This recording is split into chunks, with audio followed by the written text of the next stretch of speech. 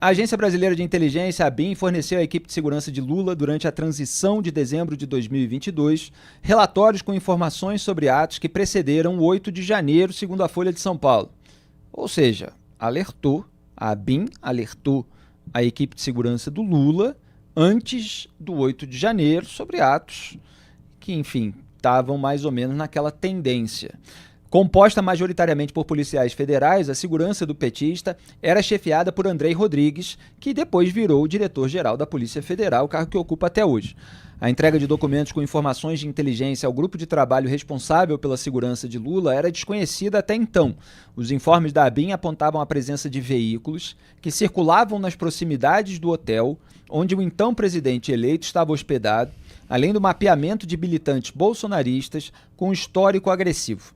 Em 7 de janeiro de 2023, véspera da invasão com depredação dos prédios dos Três Poderes, de 8 de janeiro, Andrei Rodrigues emitiu um ofício alertando para a possibilidade de atos violentos nos dias seguintes.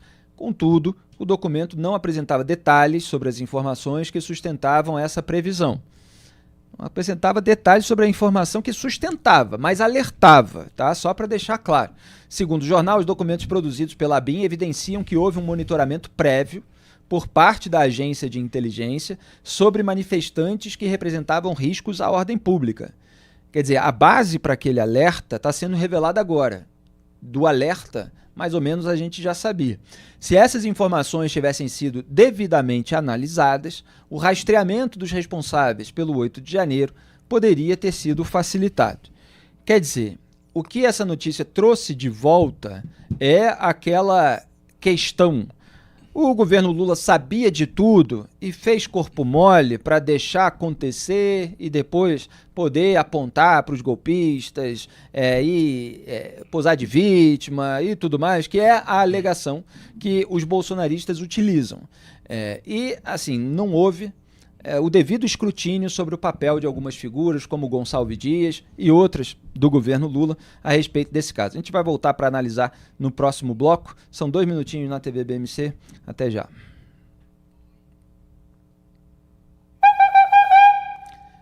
Muito bem, ficamos ao vivo no intervalo com vocês, o último intervalo do Papo Antagonista da última semana do ano antes do Natal. Ainda tem a semana do Natal. El Cid, é o nosso El Cid, não é o Mauro. Muito whey protein e zero massa cinzenta, sobre o Daniel Silveira. É o resumo que ele faz. Rui Veronese, Gilmar tá falando do Supremo de qual país mesmo? Pois é, esse Supremo blindado a pressões. É como se o Supremo fosse aquele órgão isolado que decide de uma maneira imparcial e independente, sem qualquer tipo de promiscuidade, não é mesmo? De qual país é esse Supremo? Eleonice Barros, os ministros do Supremo gostariam que não existissem nem primeira nem segunda instância, querem reinar sozinhos. Eliana Yoshikawa, sempre presente, esse STF simplesmente perdeu a credibilidade. Ellen Torres, ótimo resumo, Felipe. Valeu, Ellen. Sandra Helena Soares Baldo, like dado, valeu. Ione Lima, essa matemática só o Haddad, essa matemática do Haddad vai dar errado. Cíntia Andrade, palavra que define Haddad, foi subserviente. E o Antônio Carlos Seba, essa é a mensagem que eu não tinha lido do bloco anterior. O chat hoje está sensacional. Antônio Carlos, nosso chat está sensacional sempre. Pode ficar atento aí a cada episódio do Papo Antagonista, que tem uma galera com a mente livre do contágio geral, para usar a expressão que Adam Smith, o pai do liberalismo econômico, utilizava. Galera independente, galera que quer saber dos fatos, quer saber das coisas como elas acontecem, que quer que o jogo de cena seja apontado como tal.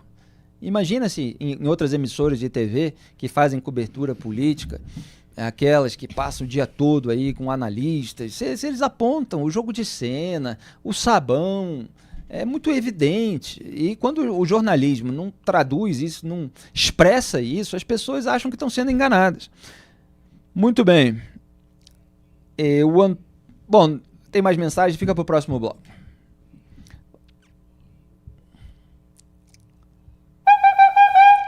Salve, de volta com o Papo Antagonista na TV BMC. Então eu estava falando aqui sobre os alertas da ABIN para a equipe de segurança do Lula antes do 8 de janeiro. E essa notícia de hoje da Folha de São Paulo acabou reacendendo uma questão que não só os bolsonaristas, mas muitas pessoas críticas ao governo do PT e pessoas independentes, é uma questão que elas fazem, que elas colocam, quer dizer, e as responsabilidades dos integrantes do PT? As pessoas podem nem chegar ao ponto de falar assim, eles fizeram de propósito um corpo mole para que os bolsonaristas aloprassem de vez e pudessem ser culpados e punidos, etc. Às vezes elas só querem saber assim, mas a STF, a segurança do Palácio do Planalto, é função do Gabinete de Segurança Institucional, que era comandado pelo Gonçalves Dias. Se o governo sabia, como é que essas pessoas não estão sendo responsabilizadas também? Por que só as autoridades mais próximas do bolsonarismo estão sendo responsabilizadas? Duda Teixeira. Você citou Gonçalves Dias, ele que era conhecido como a sombra de Lula, né? Porque ele já tinha cuidado da segurança do Lula e no dia 8 de janeiro ele aparece lá dentro do Palácio do Planalto, meio que orientando as pessoas, né? Olha, saída é ali, quer tomar água é por aqui, né? Então, assim, tem uns episódios realmente muito estranhos desse dia do 8 de janeiro que fazem a gente suspeitar de será que realmente o governo ali não sabia do que ia acontecer e de repente deixou acontecer. E esses relatórios da ABIN, já se falou muito isso ano passado, né? As agências de inteligência o tempo inteiro estão produzindo essas notinhas com informações, provavelmente fizeram isso, isso também foi de conhecimento para uma comissão mista de inteligência da Câmara dos Deputados, que também recebeu isso. Alguns parlamentares falaram que havia esses relatórios. Agora, é claro, o relatório chega, não necessariamente você dá atenção para ele, né? Esse é um problema do mundo inteiro. Se o presidente não dá atenção, não dá importância, a coisa passa em branco.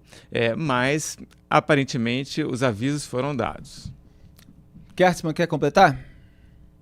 Felipe, eu particularmente nunca concordei com essas teses, né, de que houve algum tipo de facilitamento, que o governo Lula queria que o circo pegasse fogo mesmo para poder sair como vítima ainda maior disso tudo. Eu sinceramente nunca acreditei nisso. Aí respeito, ainda que eu respeite quem acredita, é legítimo pensar isso.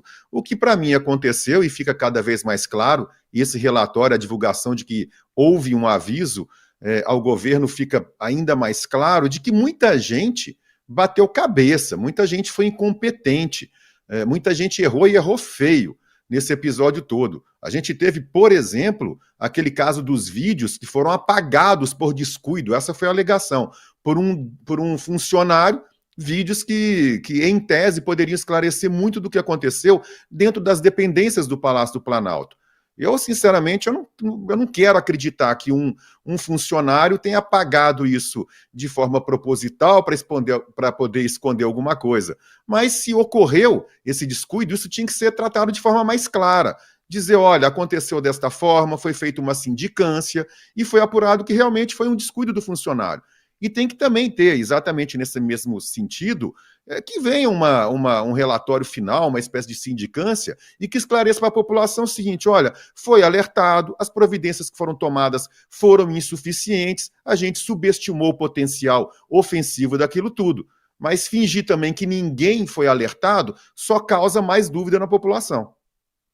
Essa é a minha posição, sempre foi a minha posição, até porque, assim como o Ricardo, eu analiso as coisas baseado nos fatos. Então você não tem um elemento concreto que prove de uma forma cabal que o governo Lula deixou acontecer para que isso o favorecesse. Agora você tem um monte de elementos que mostram que houve uma incompetência, para dizer o mínimo. É claro que poderia surgir um elemento para provar uma hipótese, mas é no máximo uma hipótese, que é uma hipótese de gosto, até de uma ala ainda mais radical do bolsonarismo, que tentava espalhar a narrativa de que nem sequer eram bolsonaristas que estavam invadindo os prédios dos três poderes. Na verdade, eram infiltrados, era tudo um grande conluio da esquerda para posar de vítima de um golpe e acusar o Bolsonaro, etc. Então, assim, não há um elemento concreto para afirmar isso. Agora, que o GSI do Lula estava desorganizado, que o Gonçalves Dias não agiu preventivamente, que os relatórios foram ou ignorados ou não se tomou a partir deles as devidas providências, tudo isso está muito claro. O curioso é que a gente vê o STF falando sobre a incompetência de determinadas autoridades num certo tom e de outras em outro. Então, tem certas incompetências que estão levando a uma punição. Eu não estou falando só de cumplicidade, porque a autoridade que tem o dever de proteger, se ela falha de uma maneira tão escancarada, a gente vê o STF tomando certas providências de punição.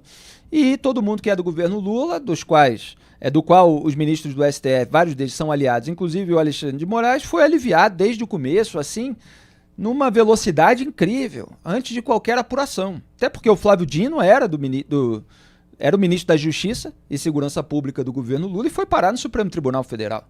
Então Gonçalves Dias era um parceiro dele de governo, assim como outros aí que poderiam ter se informado e poderiam ter tomado providências de uma maneira mais rápida.